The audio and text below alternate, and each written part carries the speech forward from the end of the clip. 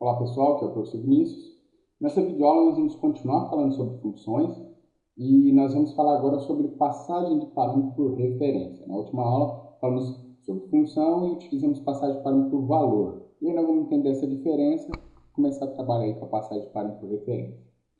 Tá, vamos começar com esse programinha aqui. Aqui eu declaro uma variável num, diz que num recebe 4, chama a função soma 10, passo o num como parâmetro. Aqui a variável n recebe uma cópia desse valor, passagem de parâmetro por valor, de que n recebe n mais 10. Quando a função terminar, volta para cá e eu vou mostrar o valor de num. Tá? Vamos ver o que vai acontecer aqui. Eu gostaria de pegar o valor da variável num, que é 4, passo para a função, n recebe n mais 4, então aqui eu vejo um 4. 4 mais 10, 14, e eu quero ver o que vai me mostrar aqui. Então vamos executar aqui.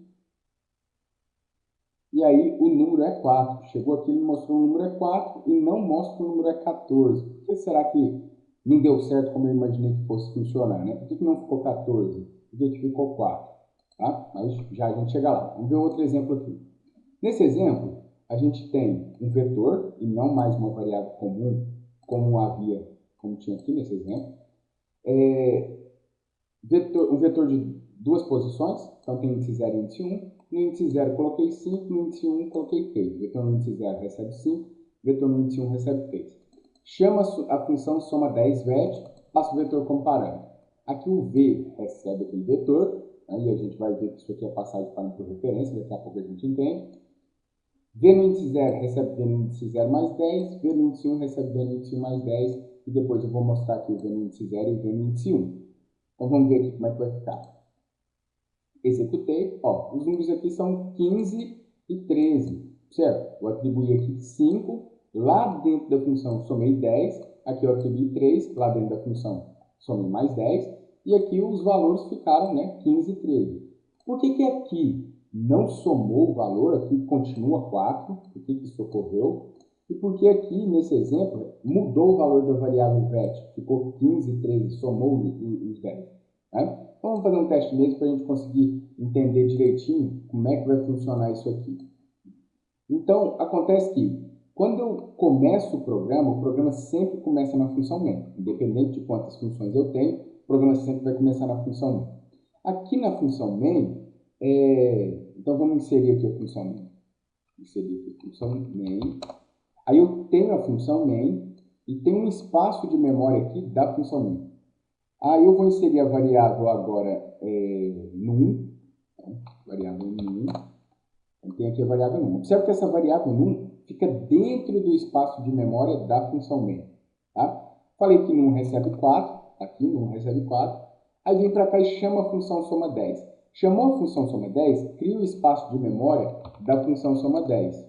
Então eu vou ter aqui um espaço de memória da função soma 10. Dentro desse espaço de memória eu vou ter todas as variáveis locais e por enquanto aqui é só n. Por enquanto aqui é só n. Então, tem a variável n aqui. Como eu chamei a função soma 10, criou o espaço de memória. Passo num como parâmetro. Quando eu passo uma variável como parâmetro, uma variável comum, isso aqui é chamado de passagem de parâmetro por valor. Eu vou pegar uma cópia do valor que tem na variável num e colocar aqui na variável n. Então, eu vou pegar aqui uma cópia desse valor aqui e vou colocar aqui na variável n. É uma cópia do valor. Chegou aqui, eu digo, ó, n recebe n mais 10. Então, n é 4, mais 10 fica 14 e o resultado vai ficar na variável n. Então, aqui ficou 14. Quando chegar aqui, a função termina. A função terminou, tudo que é variável local, esse espaço de memória da função, ele deixa de existir. Aí, depois vem para cá e eu vou mostrar na tela do computador o número e aí no lugar do %d, eu vou substituir pela variável num, que é 4. Eu não mexi na variável 4, não mudei ela. Então, vai mostrar isso aqui. Tá, vamos lá ver o outro exemplo. O exemplo aqui com vetor. Então, o que vai acontecer? Começa o programa sempre começa na função main. Então, vamos inserir aqui a função main. Eu tenho aqui o espaço de memória da função main. Dentro desse espaço de memória, eu tenho um vetor com duas posições. Então, vamos inserir aqui esse vetor. Eu chamei ele de vet, ele tem tamanho 2. Então, tem aqui um vetor, índice 0 e índice 1. Vetor no índice 0 recebe 5, então aqui fica 5. Vetor no índice 1 recebe 3, então aqui fica 3. Depois eu chamo a função soma 10. Chamei a função soma 10, crio um espaço de memória da função soma 10 vet. Criei aqui o espaço de memória dessa função. Aí, o que vai acontecer? Vamos voltar lá no outro exemplo. Quando eu passo uma variável comum, uma variável que não é vetor, isso aqui é passagem de parâmetro por valor. Uma cópia da variável num, vem aqui, eu vou guardar a cópia dela aqui na variável n. Agora, quando eu passo um vetor para uma função, observe que eu nem precisei colocar o tamanho dela aqui. Eu posso até colocar isso aqui, mas não preciso. Porque aqui eu estou passando parâmetro por referência. Na linguagem C, passar parâmetros por referência é passar um endereço de memória. Tá? Quem recebe um endereço de memória é um ponteiro. Só que isso não é assunto para essa aula. Tá? Nessa aula aqui nós vamos entender de uma forma mais simples. Vamos entender que este cara aqui, essa variável v, vai ser uma referência ao vet, a variável vet. Tá? Sempre que eu passar um vetor, aqui um vetor estático, né? Sempre que eu passar um vetor para alguma função, esse vetor vai como referência, não vai como cópia. Tá? Isso acontece sempre na linguagem C, e acredito eu que na maioria das outras linguagens é referência também. Desconheço uma linguagem que quando eu passo um vetor, ele vai como cópia. Eu não conheço. Tá? Todas as linguagens que eu conheço, passagem de vetor sempre acontece como referência. Sendo que na linguagem C é ponteiro. Tá? Só que nós não vamos entrar aqui nessa aula e falar de ponteiro. Tá? Então nós vamos entender isso aqui como referência. Então o que vai acontecer? Criei o espaço de memória da função soma 10, né? Chamei a função soma 10 aqui o espaço de memória. Aqui dentro eu coloco as variáveis locais. Então o que eu vou ter aqui de variável local? A variável v. Só que essa variável v, ela vai ser uma referência. Então a variável v não é um vetor, é uma referência. E ela vai referenciar, observa, estou passando um vet como parâmetro. Quem vai receber isso? Lá a variável v. Então a variável v local à função soma 10 vai referenciar a variável vet, tá? Local à função n. Tá? Então variável v referencia o vet, que é um vetor, que é local à função n. Então ela vai fazer uma referência. Sempre que eu falar aqui do v, ele vai referenciar essa memória aqui. Tá? Então quando eu falo aqui v no índice 0 mais 10, o que eu estou falando? Variável v está referenciando aqui o vet. Então v no índice 0 é o 5.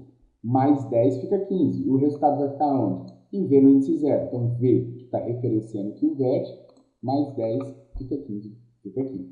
Depois v no índice 1 recebe v no índice 1 mais 10. Então a variável v está referenciando o vet no índice 1, esse cara aqui. Então 3 mais 10, 13. E o resultado fica aqui. Quando chegou aqui, a função soma 10 termina. Tudo que é variável local vai deixar de existir. Então, perdi esse espaço de memória. Desapareceu, sumiu. E aí, quando eu pedir para mostrar que os números são, quando eu mandar mostrar vet no índice 0, vai mostrar 15. Vet no índice 1 vai mostrar o 13. Então, quando eu passo vetores por parâmetro, eles vão como referência, eu consigo mudar os dados que estão aqui. Tá? Por que a linguagem C faz isso? Por que não vai como uma cópia igual acontece aqui quando eu passo uma variável normal comum que não é vetor?